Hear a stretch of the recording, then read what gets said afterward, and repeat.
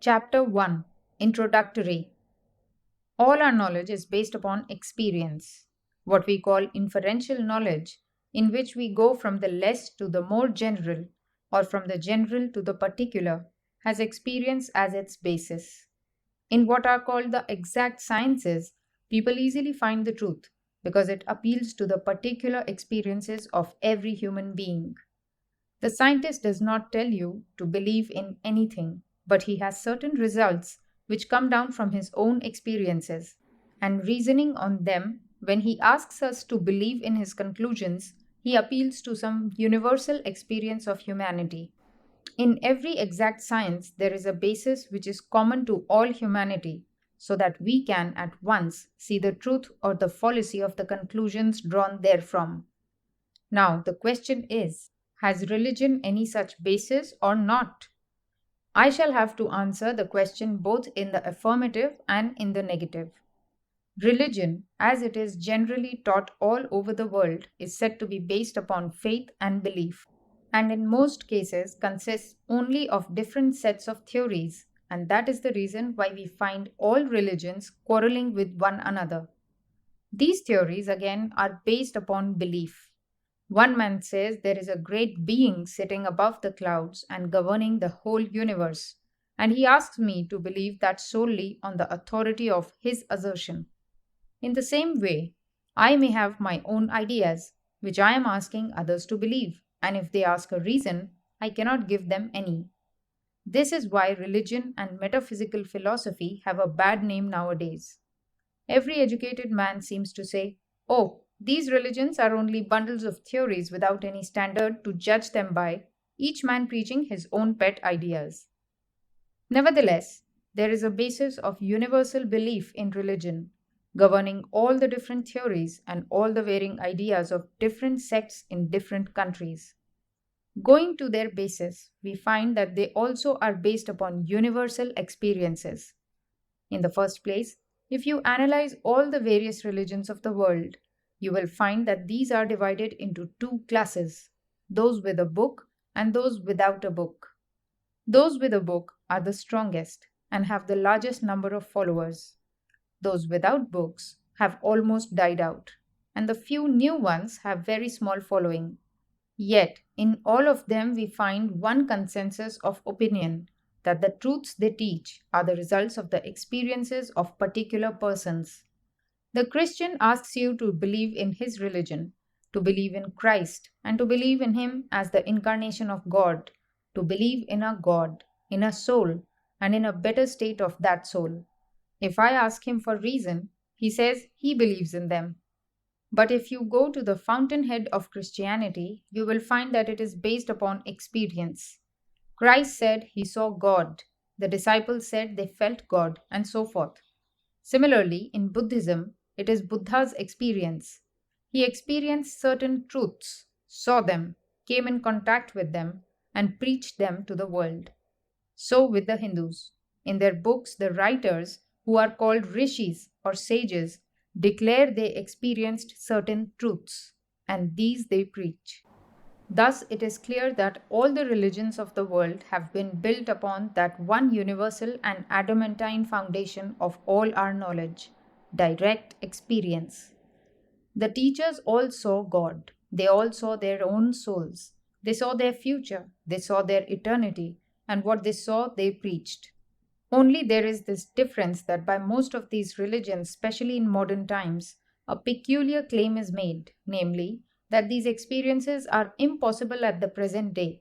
They were only possible with a few men, who were the first founders of the religions that subsequently bore their names. At the present time, these experiences have become obsolete, and therefore we have now to take religion on belief. This I entirely deny. If there has been one experience in this world in any particular branch of knowledge, it absolutely follows that that experience has been possible millions of times before and will be repeated eternally. Uniformity is the rigorous law of nature. What once happened can happen always. The teachers of the science of yoga therefore declare that religion is not only based upon the experience of ancient times, but that no man can be religious until he has the same perceptions himself. Yoga is the science which teaches us how to get these perceptions. It is not much use to talk about religion until one has felt it. Why is there so much disturbance, so much fighting and quarreling in the name of God? There has been more bloodshed in the name of God than for any other cause, because people never went to the fountainhead. They were content only to give a mental assent to the customs of their forefathers and wanted others to do the same. What right has a man to say he has a soul if he does not feel it, or that there is a God if he does not see him? If there is a God, we must see him. If there is a soul, we must perceive it. Otherwise, it is better not to believe. It is better to be an outspoken atheist than a hypocrite. The modern idea, on the one hand, with the learned, is that religion and metaphysics and all search after a supreme being are futile. On the other hand, with the semi educated, the idea seems to be that these things really have no basis. Their only value consists in the fact that they furnish strong motive powers for doing good to the world. If men believe in a God, they may become good and moral and so make good citizens. We cannot blame them for holding such ideas, seeing that all the teaching these men get is simply to believe in an eternal rigmarole of words, without any substance behind them. They are asked to live upon words. Can they do it? If they could, I should not have the least regard for human nature. Man wants truth, wants to experience truth for himself. When he has grasped it, realized it, felt it within the heart of hearts, then alone, declare the Vedas, would all doubts vanish, all darkness be scattered, and all crookedness be made straight. Ye children of immortality, even those who live in the highest sphere, the way is found. There is a way out of all this darkness, and that is by perceiving Him who is beyond all darkness. There is no other way. The science of Raja Yoga proposes to put before humanity a practical and scientifically worked out method of reaching this truth. In the first place, every science must have its own method of investigation. If you want to become an astronomer and sit down and cry, "Astronomy, astronomy," it will never come to you. The same with chemistry. A certain method must be followed. You must go to a laboratory, take different substances, mix them up, compound them, experiment with them, and out of that will come a knowledge of chemistry. If you want to be an astronomer, you must go to an observatory, take a telescope, study the stars and planets, and then you will become an astronomer. Each science must have its own methods. I could preach you thousands of sermons, but they would not make you religious until you practiced the method. These are the truths of the sages of all countries, of all ages, of men pure and unselfish, who had no motive but to do good to the world. They all declare that they have found some truth higher than what the senses can bring to us, and they invite verification. They ask us to take up the method and practice honestly, and then, if we do not find this higher truth, we will have the right to say there is no truth in the claim. But before we have done that, we are not rational in denying the truth of their assertions. So we must work faithfully using the prescribed methods, and light will come. In acquiring knowledge, we make use of generalizations, and generalization is based upon observation. We first observe facts, then generalize, and then draw conclusions or principles. The knowledge of the mind, of the internal nature of man, of thought, can never be had until we have first the power of observing the facts that are going on within. It is comparatively easy to observe facts in the external world, for many instruments have been invented for the purpose. But in the internal world, we have no instrument to help us. Yet, we know we must observe in order to have a real science. Without a proper analysis, any science will be hopeless, mere theorizing. And that is why all the psychologists have been quarreling among themselves since the beginning of time, except those few who found out the means of observation. The science of Raja Yoga, in the first place, proposes to give us such a means of observing the internal states. The instrument is the mind itself. The power of attention, when properly guided and directed towards the internal world, will analyze the mind and illumine facts for us. The powers of the mind are like rays of light dissipated. When they are concentrated, they illumine. This is our only means of knowledge. Everyone is using it, both in the external and the internal world. But for the psychologist, the same minute observation has to be directed to the internal world, which the scientific man directs to the external, and this requires a great deal of practice. From our childhood upwards, we have been taught only to pay attention to things external, but never to things internal. Hence, most of us have nearly lost the faculty of observing the internal mechanism. To turn the mind, as it were, inside, stop it from going outside, and then to concentrate all its powers and throw them upon the mind itself, in order that it may know its own nature, analyze itself, is very hard work. Yet, that is the only way to anything which will be a scientific approach to the subject. What is the use of such knowledge? In the first place, knowledge itself is the highest reward of knowledge, and secondly, there is also utility in it. It will take away all our misery. When by analyzing his own mind, man comes face to face, as it were, with something which is never destroyed, something which is by its own nature eternally pure and perfect, he will no more be miserable, no more unhappy. All misery comes from fear, from unsatisfied desire. Man will find that he never dies, and then he will have no more fear of death. When he knows that he is perfect, he will have no more vain desires, and both these causes being absent, there will be no more misery. There will be perfect bliss even while in this body. There is only one method by which to attain this knowledge, that which is called concentration. The chemist in his laboratory concentrates all the energies of his mind into one focus and throws them upon the materials he is analyzing, and so finds out their secrets.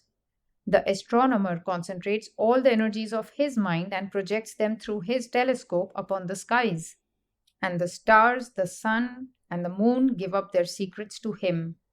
The more I can concentrate my thoughts on the matter on which I am talking to you, the more light I can throw upon you. You are listening to me, and the more you concentrate your thoughts, the more clearly you will grasp what I have to say. How has all the knowledge in the world been gained by the concentration of the powers of the mind? The world is ready to give up its secrets if we only know how to knock, how to give it the necessary blow. The strength and force of the blow come through concentration. There is no limit to the power of the human mind. The more concentrated it is, the more power is brought to bear on one point. That is the secret. It is easy to concentrate the mind on external things. The mind naturally goes outwards, but not so in the case of religion or psychology or metaphysics, where the subject and the object are one. The object is internal. The mind itself is the object, and it is necessary to study the mind itself, mind studying mind. We know that there is the power of the mind called reflection. I am talking to you. At the same time, I am standing aside, as it were, a second person, and knowing and hearing what I am talking. You work and think at the same time, while a portion of your mind stands by and sees what you are thinking. The powers of the mind should be concentrated and turned back upon itself, and as the darkest places reveal their secrets before the penetrating rays of the sun, so will this concentrated mind penetrate its own innermost secrets. Thus will we come to the basis of belief, the real genuine religion. We will perceive for ourselves whether we have souls, whether life is of 5 minutes or of eternity, whether there is a God in the universe or more. It will all be revealed to us. This is what Raja Yoga proposes to teach. The goal of all its teaching is how to concentrate the minds, then how to discover the innermost recesses of our own minds, then how to generalize their contents and form our own conclusions from them. It therefore never asks the question what our religion is, whether we are deists or atheists, whether Christians, Jews, or Buddhists. We are human beings. That is sufficient. Every human being has the right and the power to seek for religion. Every human being has the right to ask the question, why, and to have his question answered by himself, if he only takes the trouble. So far, then, we see that in the study of this Raja Yoga, no faith or belief is necessary. Believe nothing until you find it out for yourself. That is what it teaches us. Truth requires no prop to make it stand. Do you mean to say that the facts of our awakened state require any dreams or imaginings to prove them? Certainly not. This study of Raja Yoga takes a long time and constant practice. A part of this practice is physical, but in the main it is mental. As we proceed, we shall find how intimately the mind is connected with the body. If we believe that the mind is simply a finer part of the body and that mind acts upon the body, then it stands to reason that the body must react upon the mind. If the body is sick, the mind becomes sick also. If the body is healthy, the mind remains healthy and strong. When one is angry, the mind becomes disturbed. Similarly, when the mind is disturbed, the body also becomes disturbed. With the majority of mankind, the mind is greatly under the control of the body, their mind being very little developed. The vast mass of humanity is very little removed from the animals. Not only so, but in many instances, the power of control in them is little higher than that of the lower animals. We have very little command of our minds. Therefore, to bring that command about, to get that control over body and mind, we must take certain physical helps. When the body is sufficiently controlled, we can attempt the manipulation of the mind. By manipulating the mind, we shall be able to bring it under our control, make it work as we like, and compel it to concentrate its powers as we desire. According to the Raja Yogi, the external world is but the gross form of the internal or subtle. The finer is always the cause, the grosser the effect. So the external world is the effect, the internal the cause. In the same way, external forces are simply the grosser parts, of which the internal forces are the finer. The man who has discovered and learned how to manipulate the internal forces will get the whole of nature under his control. The yogi proposes to himself no less a task than to master the whole universe, to control the whole of nature. He wants to arrive at the point where what we call nature's laws will have no influence over him, where he will be able to get beyond them all. He will be master of the whole of nature, internal and external. The progress and civilization of the human race simply mean controlling this nature. Different races take to different processes of controlling nature. Just as in the same society, some individuals want to control the external nature and others the internal. So, among races, some want to control the external nature and others the internal. Some say that by controlling internal nature, we control everything. Others, that by controlling external nature, we control everything. Carried to the extreme, both are right, because in nature, there is no such division as internal or external. These are fictitious limitations that never existed. The externalists and the internalists are destined to meet at the same point when both reach the extreme of their knowledge. Just as a physicist, when he pushes his knowledge to its limits, finds it melting away into metaphysics, so a metaphysician will find that what he calls mind and matter are but apparent distinctions, the reality being one. The end and aim of all science is to find the unity, the one out of which the manifold is being manufactured, that one existing as many. Raja Yoga proposes to start from the internal world to study internal nature and through that control the whole, both internal and external. It is a very old attempt. India has been its special stronghold, but it was also attempted by other nations. In Western countries, it was regarded as mysticism, and people who wanted to practice it were either burned or killed as witches and sorcerers. In India, for various reasons, it fell into the hands of persons who destroyed 90% of the knowledge and tried to make a great secret of the remainder. In modern times, many so called teachers have arisen in the West, worse than those of India, because the latter knew something while these modern exponents know nothing. Anything that is secret and mysterious in these systems of yoga should be at once rejected. The best guide in life is strength. In religion, as in all other matters, discard everything that weakens you. Have nothing to do with it. Mystery mongering weakens the human brain. It has well nigh destroyed yoga, one of the grandest of sciences. From the time it was discovered, more than 4,000 years ago, yoga was perfectly delineated, formulated, and preached in India. It is a striking fact that the more modern the commentator, the greater the mistakes he makes, while the more ancient the writer, the more rational he is. Most of the modern writers talk of all sorts of mystery. Thus, yoga fell into the hands of a few persons who made it a secret, instead of letting the full blaze of daylight and reason fall upon it. They did so that they might have the powers to themselves. In the first place, there is no mystery in what I teach. What little I know, I will tell you. So far as I can reason it out, I will do so.